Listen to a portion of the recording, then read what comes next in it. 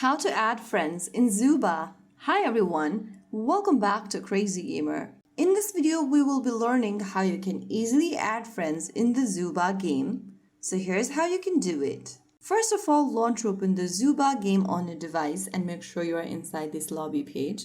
From here, go to the Friends tab at the top center and tap on it. Once you're inside this Friends tab, click on Add Friend on the left. In order to add someone to your friend list, you'll need to enter their ID code in the text box.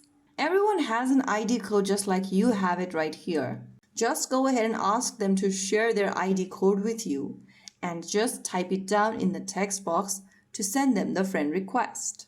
If the ID code is correct, tap on Send Request, and once the player accepts your request, you'll be able to add each other as friend.